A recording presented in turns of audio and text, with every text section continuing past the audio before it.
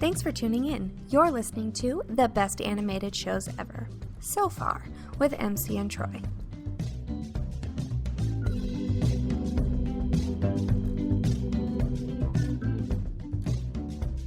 I'm Troy.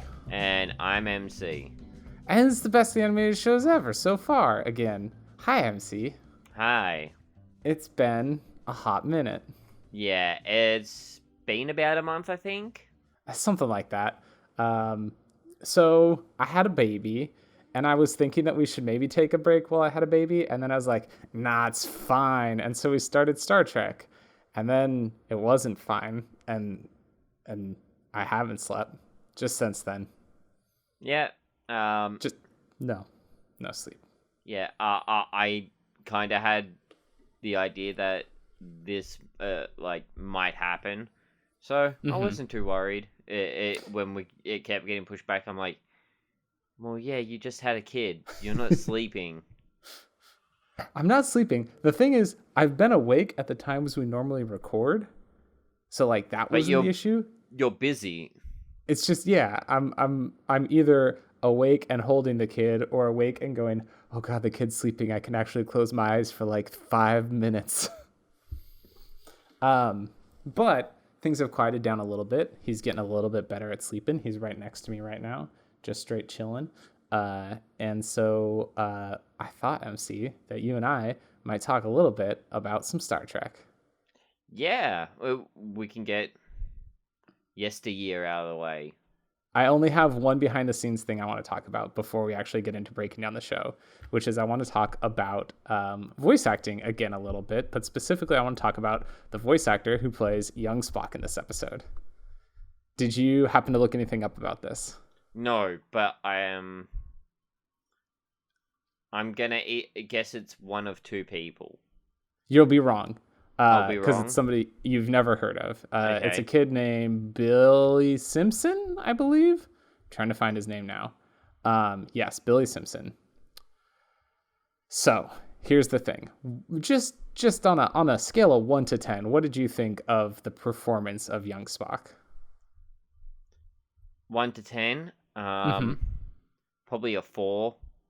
Okay, I think that's about fair. Like, it's not awful, but it's also not great.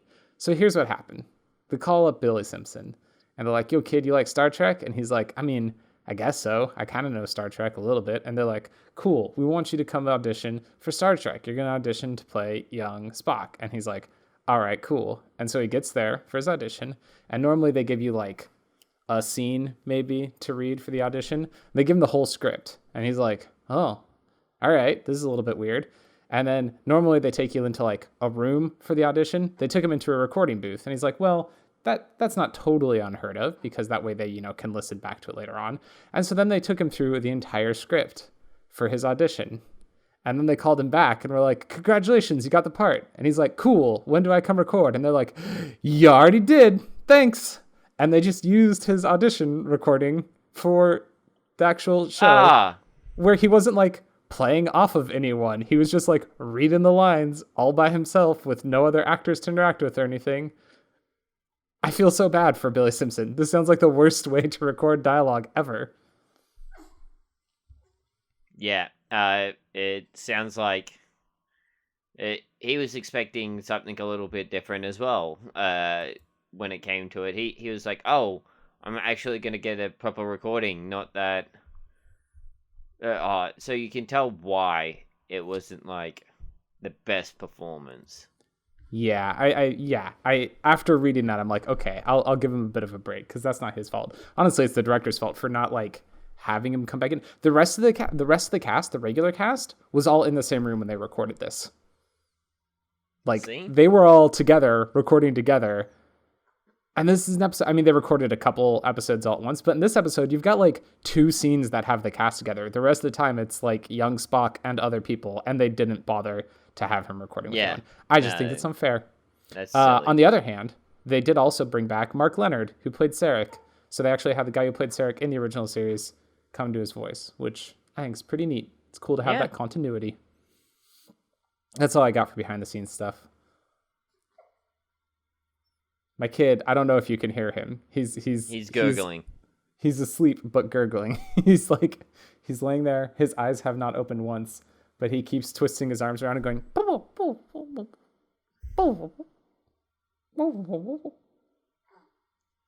I think he's gonna let us keep recording though, right after these messages.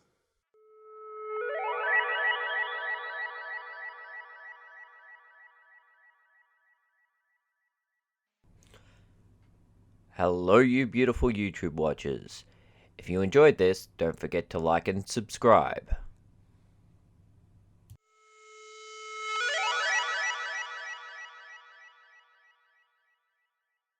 And we're back. We're back, MC. We are back with Yesteryear. We didn't do a content warning. Hey, content warning. If you've listened this far, thank you very much for listening. But if you have sensitivity to, like, dying animals or the death of a pet, this is not the episode to listen to. And you should come back next week, maybe. We'll see if we manage to make this weekly. In any case, an animal dies in this one, and it's very sad. Don't listen if you don't want to hear that. Buh. Yeah. But actually, it first starts off with some of the senior crew. I think Spock and Kirk come back through the portal. And the rest of the crew's standing there. Mm-hmm. And, including Bones is on standby. Yeah. He's hanging out. We get one of the good things about this cartoon where we get to see an alien just straight up drawn on the screen with interacting with all the cast and crew. Yeah, like a crazy bird person. He's all gold and befeathered, and he's got big old wings and a feather loincloth.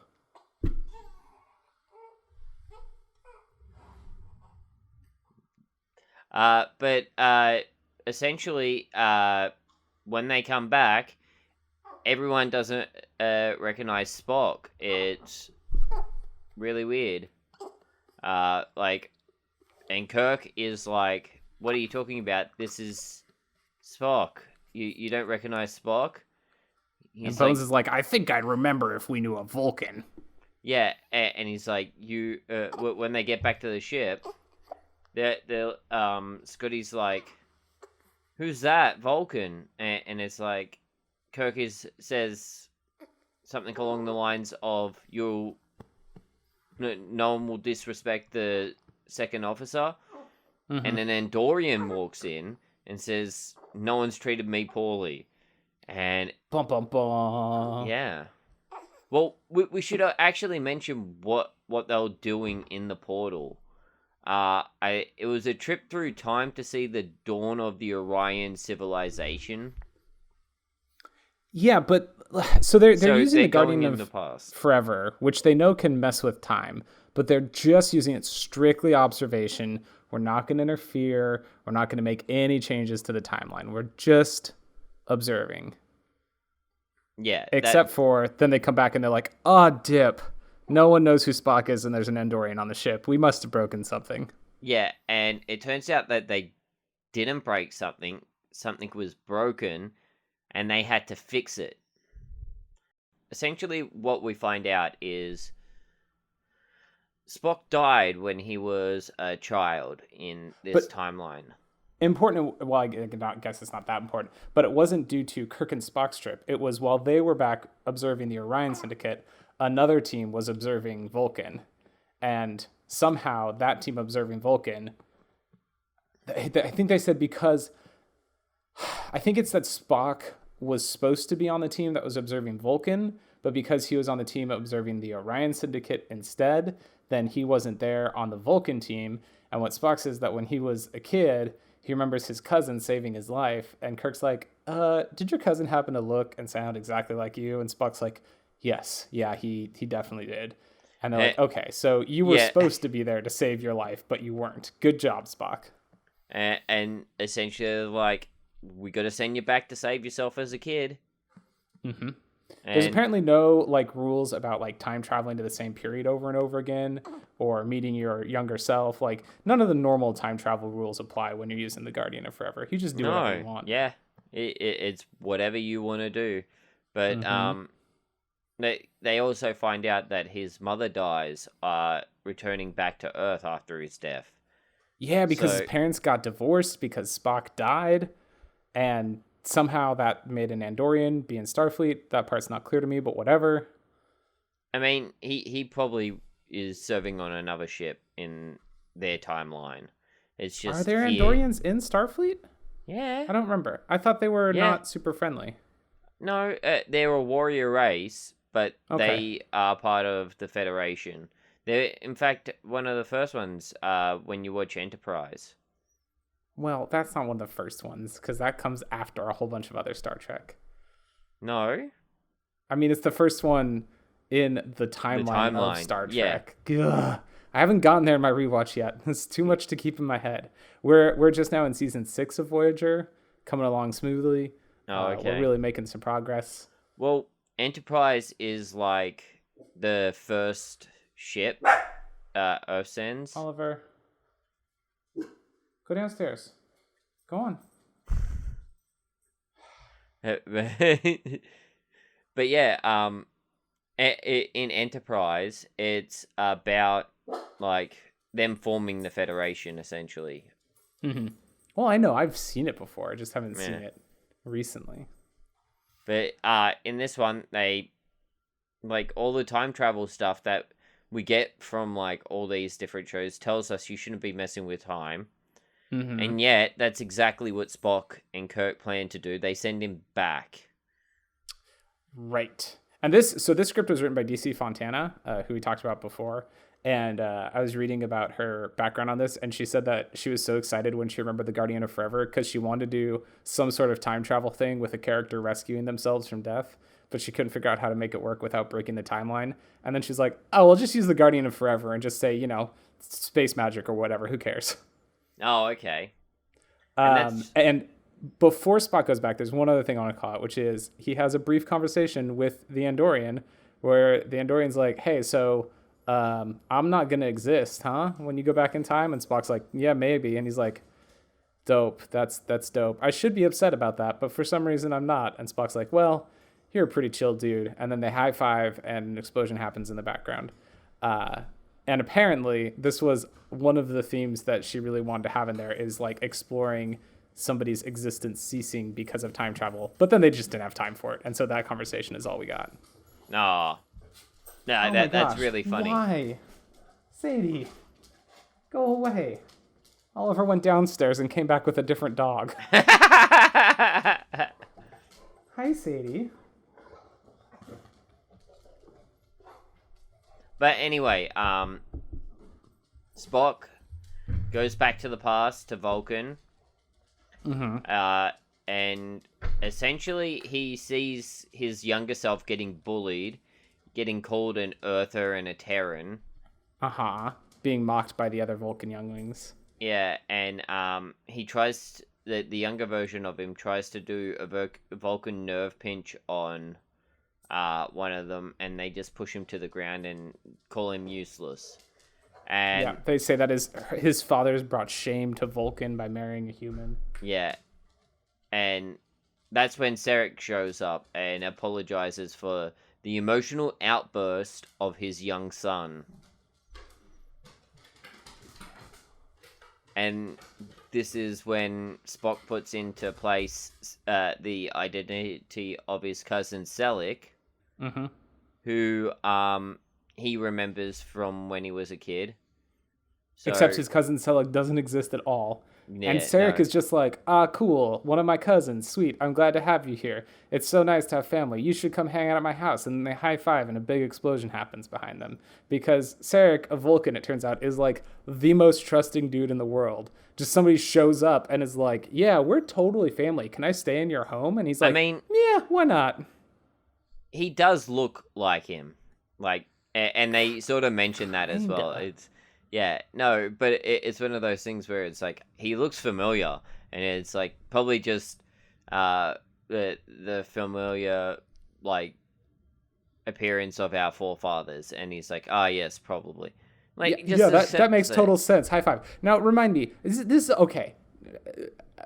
MC, you've read the Harry Potter books. Yeah. In book 7, Bill Weasley and Fleur Delacour are getting married, and Harry Potter's at the wedding, disguised as a Weasley cousin, where they make him take some polyjuice potion from a kid who works in the town nearby, a muggle kid, and they just pretend that he's one of the Weasley cousins. But nobody ever says, like, whose child are you? And that's my problem here. Cedric's like, oh, you my cousin? Like, he doesn't then go, like, by what family? Like, nothing. No, well, he explains that. Surely they have, like, family dinners and stuff at Cedric's house where they all sit down and they say, so Selic, my cousin, tell me of your line of the family tree. And no, they don't do that. They just never talk about it at all. He's just like, you're my cousin? Cool, come over to my place. No, well, he says he's descended of T'Pol and someone else. I can't remember. Oh, I didn't notice that. Yeah, that's totally in there. That's in the speech with Selic when he's introducing himself as such. Well, fine. Yeah. All right. Fair enough. So then Spock's like, this is all messed up because the ritual thing that young Spock's going to go on is in a couple days, but I know for sure it was tomorrow that my cousin saved me, so the timeline's all screwy and I don't know what could possibly be going wrong. And then we find out that young Spock is like, listen, I'm supposed to go on this ritual thing in a couple days, but I need to prove to myself that I'm worthy, so I'm going to go do it today instead on my own without telling anybody except for my big fat cat bear, and I'm going to tell my big fat cat bear that he's a big fatty and he can't come with me. Essentially, yes, that's exactly what happens. And the cat bear ignores him and follows him grumpily anyway. Listen, I don't want to be insulting to the big fat cat bear, but young Spock is like, you're too fat and lazy to come with me. And Ichaya, the cat bear, is like, "Boo." And he's like, nope, you got to stay here. And then he just keeps following him. And it's real sweet because even though young Spock's kind of a jerk to the big fat cat bear, the big fat cat bear loves young Spock and he's going to be there for him. The best thing ever is when it's making big puppy dog eyes and he's like, you make that face at Mother and it works, but it won't work with me. I'm being a Vulcan. Yeah, I'm too like heartless and Vulcanish to let you come with me, Chaya, because logic says that you're a big fat cat bear and you're too lazy and you got to stay home. And then he wanders into the most dangerous woods because right outside of the main city of Vulcan, apparently there's just super dangerous woods. No, well, all of Vulcan is supposed to be super dangerous. That's why they're so much stronger and everything than us. Yeah, and instead of having iron in their bloodstream, I guess it's copper, which is why their blood's green. MC, is this a good time for us to talk about Vulcan fashion? Sure. Because, listen, all right, there's two aspects to Vulcan fashion. One is the robes. The adults on Vulcan and young Spock, when he goes on his journey, wear robes that are... They look like they're probably a light material because Vulcan is kind of a desert planet. So even though the robes themselves are kind of they're big. I know what's coming because it's definitely you're not talking about the robes. Like robes are fairly normal things. I imagine you want to talk about the children's outfits of a sash and short shorts. That's surely where this conversation's going. Why are you avoiding it? The children are wearing BDSM gear. And it's not okay. They're wearing black leather panties and blue belts and straps and giant boots.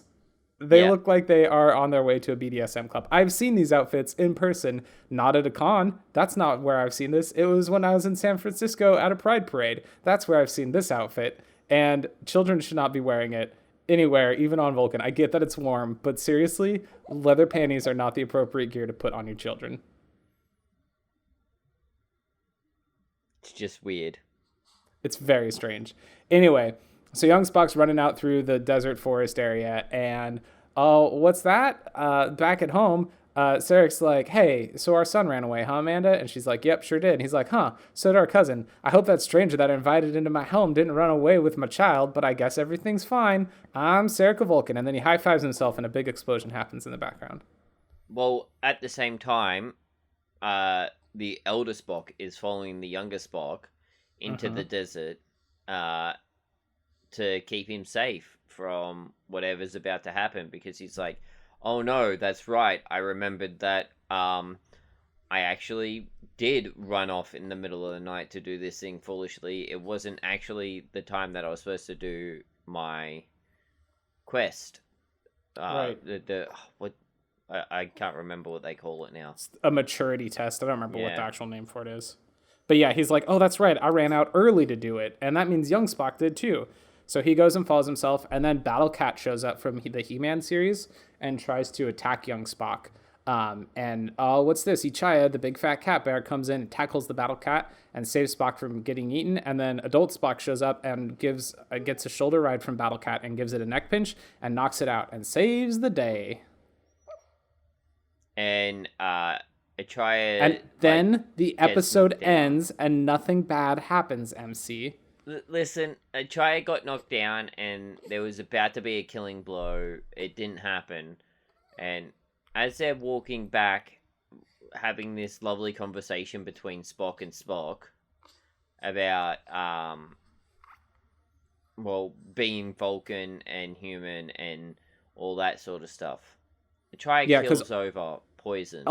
Older Spock is like, there's some human in my bloodline and it's not the end of the world. You know, I had to choose which side of my family to embrace, but being human doesn't mean you're weak. It means that you learn to control your emotions instead of letting them control you and all this great stuff. And then, yeah, Ichaya falls over. And it turns out the Battle Cat had poisonous fangs or claws or something. And so even though Ichaya, didn't lose the fight, he got poisoned. And Spock is like, he's dying.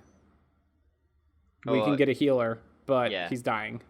And then young Spock runs across the desert and gets a healer and then runs back. And the healer's like, well, you're sitting here watching this and you're like, thank goodness they got a healer here in time because he's a healer. And surely he's going to heal this big loyal Battle Cat dog. But no, the healer's like, nah, he's dying. There is no antidote. I cannot save him. He's dying. Yeah, it's been too long since the poison got into the bloodstream. I can either prolong the life with much pain, or we can set them free, essentially, I think he says. And they leave the decision up to little Spock. Because that's something that you want to put onto a child. Oh, but that was the moral point of this episode, was that a kid needs to realize how this works. And so young Spock is like, listen, my two options are to let my pet live on in pain and suffering, or to let him pass with dignity. And I know that the right thing to do is to let him go and let him pass with dignity rather than lay here suffering. And so they euthanize Ichaya. And young Spock learns the lesson about being a Vulcan and how things are hard and you have feelings and all that sort of stuff. And then Spock goes back and the timeline's fixed. Yep. And he tells Kirk, he's like, everything should be back to normal except for one thing. A pet, the one thing changed is a pet died. And Kirk's like, oh, NBD, and makes a jerk-off motion. And Spock is like, well, hey, it matters to me, you dingus. And then he slaps him in the face, and there's a big explosion behind him. That would have been a better ending. Kirk made me so mad in this that he's like, well, that won't matter in the grand scheme of things. So what actually happens is Kirk's like, it won't matter in the grand scheme of things or the grand schemes of time or whatever. And Spock's like, it might to some, which is like, okay, that's a good line. But also slap Kirk in the face for being a jerk about your pet dying. It's not okay, Kirk. But then it's like nothing's changed and they go back on their adventure. Yeah, and then there's it's got to end with a joke, so they go back up to the ship, and Bones is like, thank God you guys are back. I had to recalibrate all my medical equipment to scan a Vulcan, and I've been waiting. And then Spock's like, oh, at a different time, you might have had to say your equipment for Andorian. And he's like, an Andorian? What is this, some kind of joke? Vulcans don't make jokes. And then Spock's like, oh, well, times change. And then, and then it ends. Yeah. This episode makes me really sad. Listen, the animal dying was actually not part of the original pitch that DC Fontana did, and then she added it in there, and the network was like, oh God, no. Oh no, you can't do this. And Gene Roddenberry was like, hey, Dorothy wants to have this in there. We're having it in there. And they were like, okay, I guess. And she wanted it in there because she thought that was an important thing for kids to like learn how to deal with, because for a lot of kids, the first time they really have to deal with death in a personal way is the death of a pet. And so she wanted to give kids a way to be able to kind of prepare themselves for that. And so I think it is good for that, but it's also, God, it's heartbreaking. Yeah. Especially when it's like, this is the Vulcan thing to do. Yeah, I think that's Sarek's line or whatever. Like when he goes back, he's like, I want to be Vulcan or something, and he's like, this is a good decision. Yeah, this it turns out is like where young Spock like learned to embrace his Vulcanness. Which is cool. It's cool to see that background, but man, it's hard. And you know, it's good because that's a hard thing. About a year ago, just a little over a year ago, I had to make this choice for one of my dogs, and so like that still stings, and I still like am hurting from it. But this show, I think, does a very good job of like giving you a picture of what that's like. So bravo, Star Trek the Animated Series. Even though you broke my heart, you did it in a really good way. Yeah. So that's it for this one. Yeah. It's a bit of a downer, but it's good. Next we have... What do we have next, MC? What is it called? Next we have One of Our Planets is Missing. Oh, right. Listen, spoilers for next week. I'm pretty sure this episode is exactly the same episode as the first episode that we watched. Like, it's exactly the same.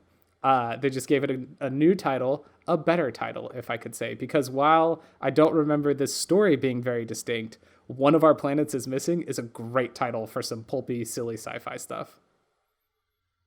Yeah. One of Our Planets is Missing. Yeah, cool. I'm here to see One of Our Planets is Missing. That sounds fun. So next time, I'm not going to say next week. Next time, yeah. Because time is relative, and we might take a trip through the Guardian of Forever and end up trapped in the 30s and accidentally confirming Hitler's rise to power like Kirk did, because that's what happened once in an episode of Star Trek. But not this time. This time they just killed a pet.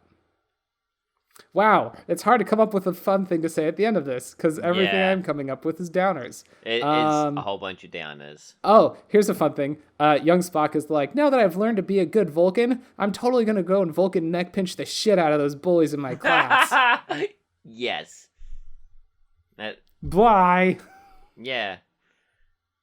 Our cousin taught me how to do the neck pinch really well, so I'm going to go beat up on my bullies. Beat up on my bullies. Has a good sound to it. Like, you could put a beat to that. Beat up on my bullies. Beat up on my bullies. Like, I like that. There's something there. No, there's not. Goodbye. I'm stopping this. Thanks for listening to the best animated shows ever, so far. Find the show on Twitter at BaseSFcast or email us at basesfcast@gmail.com. That's BASESFCAST. Our intro music is Funnin' and Sunnin', and our outro music is Motivator, both by Kevin MacLeod at incompetech.com, and licensed under Creative Commons by Attribution 3.0 license. Thanks again for listening, and tune in next time.